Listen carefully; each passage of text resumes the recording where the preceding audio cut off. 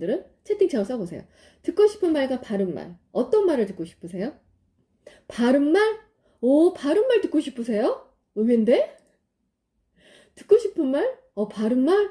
아, 그렇구나. 아, 어머, 의외로 바른말이 많이 나오네요. 사람들은 듣고 싶은 말을 많이 듣고 싶어 해요. 근데 여러분들은 바른말의 특징이 어떤 줄 아세요? 바른말이 좀 듣기 싫은 말이에요. 그렇지 않던가요? 바른말은? 듣고 싶은 말은 어떤 말이에요? 격려, 위로, 칭찬, 이런 말이에요. 근데 바른말은 뭐예요? 말 그대로 바로잡는 것, 그리고 잘못된 것을 바로잡고 피드백할 때 이런 말을 바른말이라고 해요. 그죠? 그래서 사람들은 대부분 이 바른말을 듣는 것보다는 나에게 칭찬하고 격려하고 위로하고 인정하는 듣고 싶은 말 쪽을 더 선호하는 편이에요. 그럼 제가 이 두 가지를 잘 활용할 수 있는 방법을 알려드릴게요. 듣고 싶은 말을 여러분이 상대방에게 하시면, 그러니까 내가 듣고 싶은 말 있죠. 위로, 격려, 뭐 칭찬 이런 메시지 듣고 싶죠. 그런 메시지를 내가 상대방에게 하면 여러분이 생각하신 그분과 인간관계가 좋아집니다. 다시 얘기하면 내가 누군가와 인간관계가 좋아지고 싶다. 그러면 내가 듣고 싶은 말을 그 상대방에게 하시면 돼요. 이게 인간관계를 좋게 하는 방법. 자, 살면서 성공하고 싶다. 성공하고 싶으세요? 잘 되고 싶잖아요. 성공하고 싶다. 그렇다면 타인이 나에게 해주는 바른 말을 들으시기 바랍니다. 성공한 사람들의 특징. 바른 말을 곱게 듣지 않고 곱게 듣고 그것을 자기에게 수용하고 받아들이고 행동했어요. 이게 성공한 사람과 성공하지 않은 사람의 차이입니다. 성공하지 못하는 사람들은 상대방이 해주는 바른 말이 굉장히 불쾌합니다. 지나 알아라 그래. 왜 나한테 그러는 거야. 듣기 싫어. 이렇게 해석하고 그 메시지를 자기한테 썩 이렇게 받아들이지 않으려고 하죠. 근데 성공하는 사람들은 어떻습니까? 오케이. 이 부분을 내가 바꾸면 된다는 거죠. 오케이. 다시 시도합니다. 다시 그 피드백을 자기에게 접목시키고 적용합니다. 그래서 나은 결과를 마주하게 됩니다. 그래서 성장하게 되고 업그레이드 하게 되고 성공하게 되는 거죠. 그래서 우리는 살면서 듣고 싶은 말과 이 바른 말 두 가지를 잘 사용하시게 되면 인간관계도 성공하게 되고요. 자신이 생각하는 어떤 꿈, 목표도 성공적으로 결과를 만나실 수 있게 됩니다. 들어보니까 그런 것 같지 않나요? 그죠? 예. 그래서 이걸 잘 하셔야 돼요. 듣고 싶은 말, 내가 듣고 싶은 말 상대한테 해줍니다. 성공하고 싶어요? 상대가 해주는 바른 말 곱게 듣지 마세요. 곱게 듣는다는 것 자체가 벌써 나는 그 상대를 곱게 대하고 있기 때문이에요. 그래서 그 상대가 해주는 말도 곱게 들리는 거죠. 그 시각을 조금만 바꿔보세요. 그러면 그 상대가 나한테 해주는 그 말은 결국 따지고 보면 그 실수를 네가 바로잡고 제대로 잘하란 얘기예요. 꼽은 걸 곱게만 바꿔 생각해보면. 그죠? 그래서 상대를 곱게 바라보시고 그 상대가 해주는 메시지를 곱게 생각하고 들으시면서 그 바른 말을 해석해서 나에게 접목시키며 나에게 좋은 결과가 올 수 있다. 라고 여러분들이 생각하시고 해석하시면 좋을 것 같아요. 그래서 이 말이 뭐다? 불듯이라는 얘기예요. 불듯. 바른 말 듣기 싫잖아요. 상사가 하는 그 말 듣기 싫잖아요. 그렇지만 어떻게 하자? 불편하지만 들어주자. 라는 거예요. 그리고 또 우리가 또 인정하고 받아들여야 될 부분은 뭘까요? 어느 날 갑자기 이 결과물들이 딱 나타난 건 아니에요. 상사나 선배분들이 이루어 놓은 결과도 있잖아요. 그것을 바탕으로 우리는 또 이렇게 이루어 나가고 새로운 성과를 내는 거잖아요. 그죠? 그들이 해놓은 업적을 우리가 무시할 수는 없거든요. 그죠? 그리고 성공한 사람들은 상대의 얘기를 무시한 적이 한 번도 없었어요. 성공한 사람들은 상대방의 얘기를 항상 잘 경청했습니다.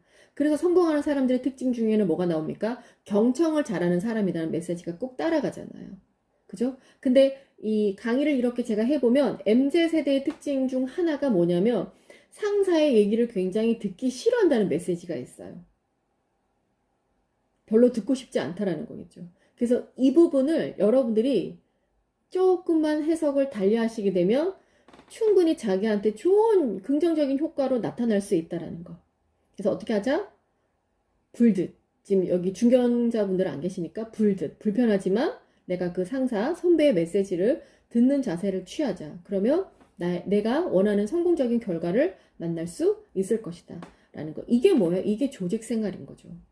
혼자서 산에서 살 것 같으면 상대가 해주는 불편한 얘기 안 들어도 돼요. 그게 싫어서 저기 뭡니까? 프로그램 있잖아요. 그 뭡니까? 여러분 도와주세요. 프로그램 이름 뭡니까? 부모님들 좋아하시는 프로그램 있잖아요. 산에 가서 하는 거. 개그맨 남자분들 가서 그렇죠. 감사합니다. 나는 자연인이다. 그죠? 그러니까 이분들은 뭐가 싫어서 상대가 하는 불편한 얘기가 듣기 싫어서 산에 가서 혼자 조용히 있는 거잖아요. 근데 우리는 사회생활을 할 거고 조직생활을 하면서 경제적인 활동을 하고 수익을 창출하기 위해서는 어떻게 된다? 상대가 해주는 다소 불편한 얘기도 들을 수 있어야 된다라는 겁니다. 그걸 적응해내지 못하면 어디에서도 나는 살아남기가 힘들겠죠. 그래서 여러분들 이걸 기억하시고요. 다른 세대, 지금 우리 여기 과정은 거의 동세대예요. 그래서 뭔가 통한다, 소통된다 이런 거 아마 형성이 되고 느껴지실 거지만 문제는 이제 뭐냐? 우리가 조직으로 돌아갔을 때 나랑 다른 세대를 만났을 때 느끼는 갈등인 거죠. 자, 다른 세대를 대하는 자신의 태도 두 가지 오늘 하고 정리하겠습니다.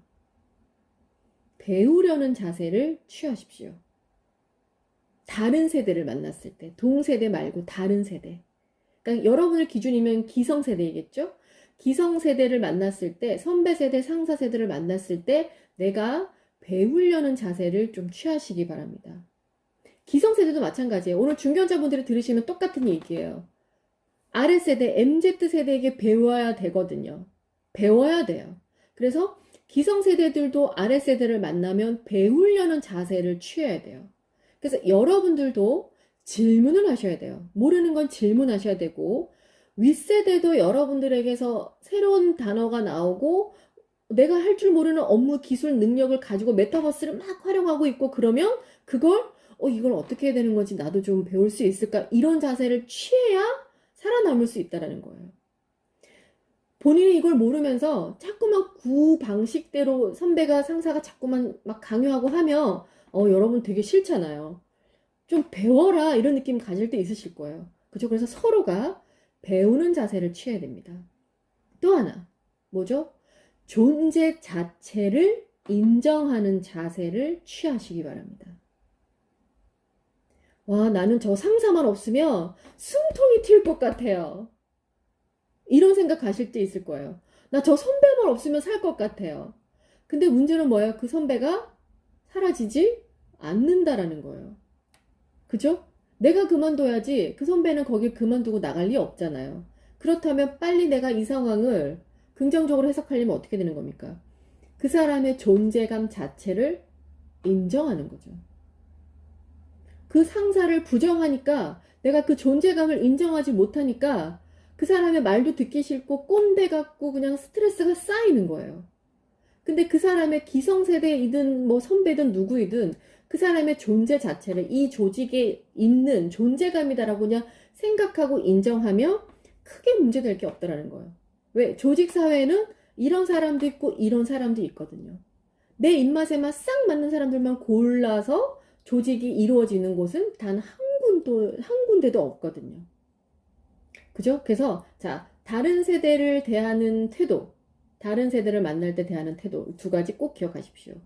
배우려는 자세, 두 번째, 존재감 자체를 인정하는 자세.